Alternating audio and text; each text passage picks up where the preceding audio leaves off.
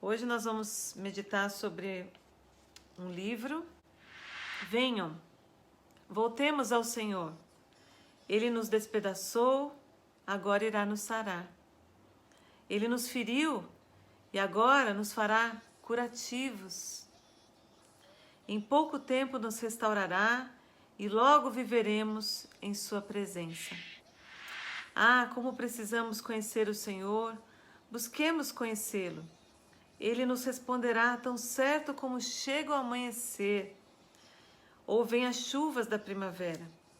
Ó Israel e Judá, que farei com vocês?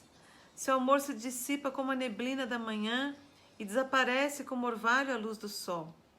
Enviei meus profetas para despedaçar vocês, para matá-los com minhas palavras, com julgamentos inescapáveis como a luz.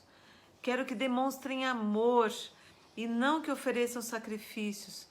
Quero que me conheçam mais do que desejo holocaustos. Quanto mais a gente conhece, mais a gente vai amá-lo. Jó, o nome Jó significa perseguido. Perseguido.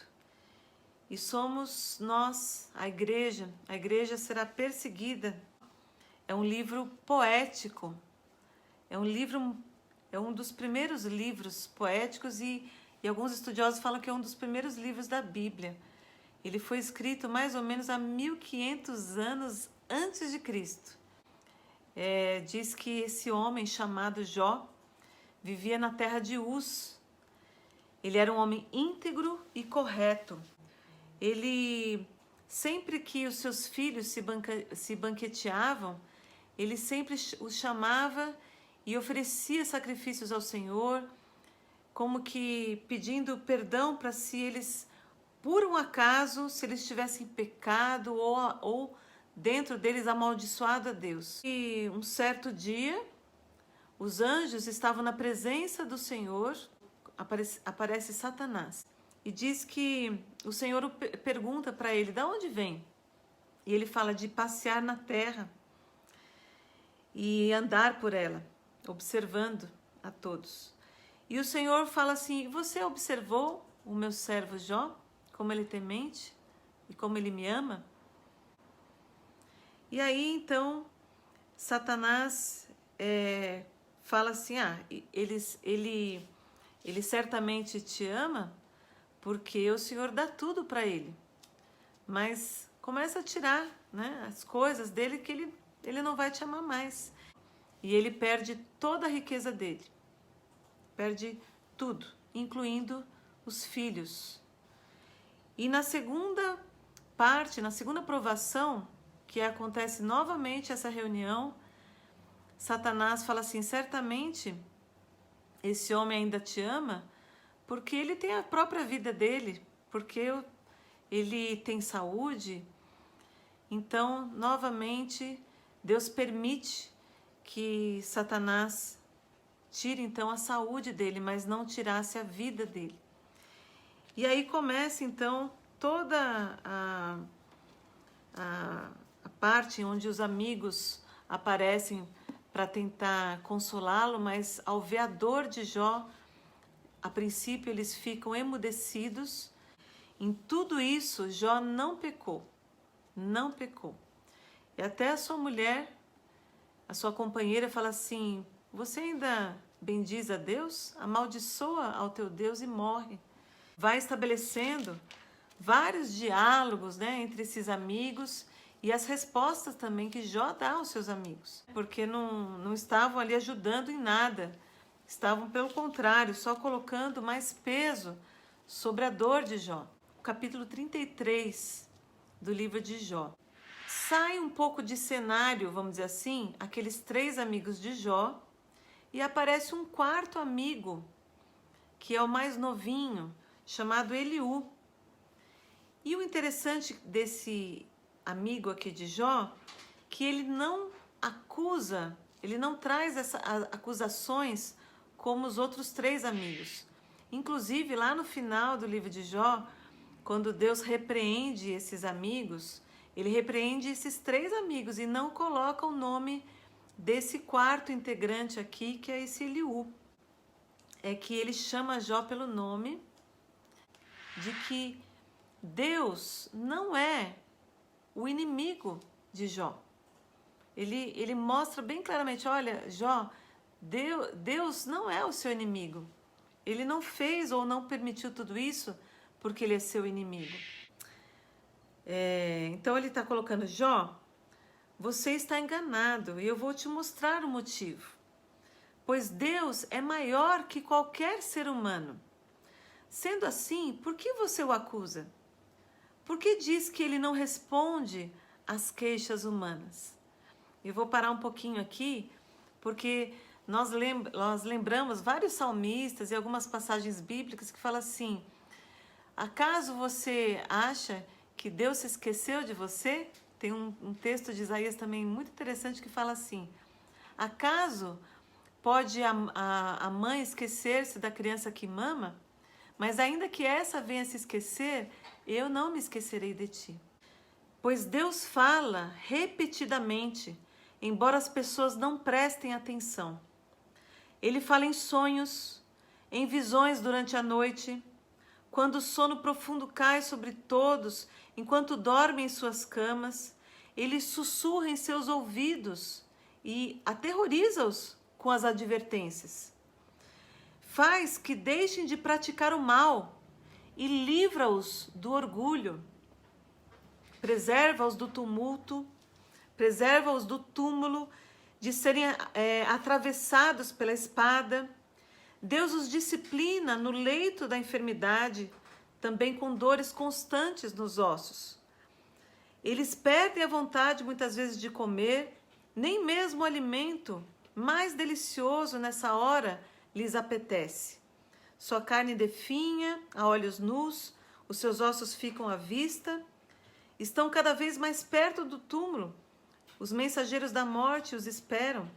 Mas, olha só, isso num caso de ter uma doença muito forte, né, de uma enfermidade, mas diz assim, mas se um dos milhares de anjos do céu aparecer para interceder por alguém e declará-lo justo, aí sim, né, Deus terá compaixão e dirá, livre-o do túmulo, pois encontrei resgate por sua vida. Então, o seu corpo se tornará saudável novamente, como de um menino, será forte e jovem outra vez. Quando ele orar a Deus, será aceito, pois o receberá com alegria e o restituirá à condição de justo. Ele declarará aos seus amigos, pequei, perverti o que era correto, mas não valeu a pena. Deus me livrou do túmulo e agora minha vida contempla a luz. Sim, Deus faz essas coisas acontecerem repetidas vezes sobre as pessoas. Ele os livra da sepultura para que desfrutem a luz da vida.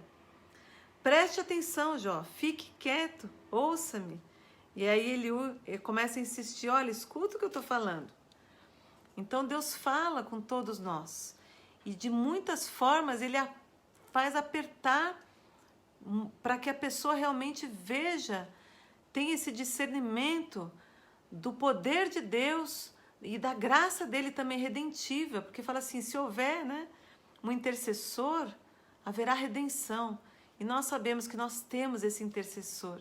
Ele está à direita do Pai, Jesus Cristo, Senhor. Diz que o Senhor, no meio de um redemoinho, né, no meio de uma, como que se fosse uma tempestade, o Senhor começa a falar com Jó. Ele responde a Jó perguntando. A gente vê muito Jesus fazendo isso, né? Jesus, quando era interrogado, ele fazia uma pergunta para a pessoa pensar várias coisas. Gente, são mais de 70 perguntas que Deus faz para Jó. E ele como que estabelece a história toda da criação, mostrando tudo que ele fez, perguntando, olha, você estava comigo quando eu fiz o mundo? E como que mostrando para Jó o poder dele. E Jó fala assim, no capítulo 40, eu não sou nada. Como poderia encontrar as respostas? Cobrirei minha boca com a mão e não falarei mais. não tenho mais nada a dizer. Prepare-se como um guerreiro, pois lhe farei algumas perguntas e você responderá. Porá em dúvida a minha justiça e me condenará só para provar que tem razão? Já falado sobre as cabras, sobre o boi selvagem, sobre o cavalo, sobre o falcão, sobre a águia, sobre o behemonte, e logo em seguida ele fala sobre o Leviatã, que são figuras também de monstros, né? De como se fosse Deus mostrando para ele o mal, que esse behemonte, ele é tão grande que somente o próprio Criador é capaz de ameaçá-lo. Que vem então o Leviatã, ele mostra a força e a capacidade, o poder desse monstro, né? Desse aqui comparado ao dragão, né? Não é só um crocodilo, como se fosse realmente um monstro poderoso e que faz uma destruição muito grande e que inclusive espalha terror por onde ele passa. Quando ele se levanta, os valentes se enchem de medo e são tomados de pavor. Lá no começo da história de Jó, Jó não sabe dessa conversa, daquela assembleia que houve, onde o próprio Satanás coloca à prova o amor de Jó, né? O amor que Jó pode ter a Deus. E aqui o Senhor mostra o poder do inimigo das nossas vidas. E nós sabemos que ele veio para matar, para roubar, para destruir. Mas isso aqui não é o principal da história. Ele quer que nós possamos prosseguir em conhecer. Isso sim é que nós temos que fazer. E aí no capítulo 42, Jó responde assim: eu sei que tudo podes, eu sei que podes todas as coisas, e ninguém pode frustrar os seus planos. Perguntaste, quem é esse que com tanta ignorância questiona a minha sabedoria? Sou eu. Falei de coisas que eu não entendia, coisas maravilhosas demais que eu não conhecia. Disseste, ouça e eu falarei. Eu lhe farei algumas perguntas e você responderá. Antes eu te conhecia só de ouvir falar. Agora eu te vi com os meus próprios olhos. Retiro tudo o que eu disse e me sento arrependido no pó e nas cinzas. Que coisa tremenda essa passagem aqui. Eu te conhecia só de ouvir falar. Sabe aquela pessoa que ela escuta os testemunhos, ela sabe do poder de Deus, ela já está convencida de que realmente ela precisa buscar a Deus. Mas chega o dia que ela fala assim, eu me entreguei de coração ao Senhor. Eu fiz uma aliança com Ele. Jó então ora, né, pelos seus amigos, e ele então o Senhor aceita essa oferta que os seus amigos ali oferecem, e diz que enquanto Jó orou pelos seus amigos, o Senhor o abençoou e deu o dobro de tudo que ele possuía. E diz que Jó ainda teve uma velhice muito ditosa, ele viu até a 4ª geração, né? Viu os filhos dos seus filhos dos seus filhos. E o Senhor o abençoou grandemente. Imagine se o Senhor não quer, o Senhor que é bom, que é justo, que Ele é o justo juiz, não vai querer resolver a sua questão? Vai, com certeza. Mas o Senhor Jesus fala assim, mas será que quando eu voltar, eu vou achar fé na terra? Consideremos felizes aqueles que permanecem firmes em meio à aflição. Vocês ouviram falar de Jó, um homem de muita perseverança. Sabem como no final o Senhor foi bondoso com ele, pois o Senhor é cheio de compaixão e misericórdia. Amém? Deus abençoe. Amém. A paz. Glória a Deus.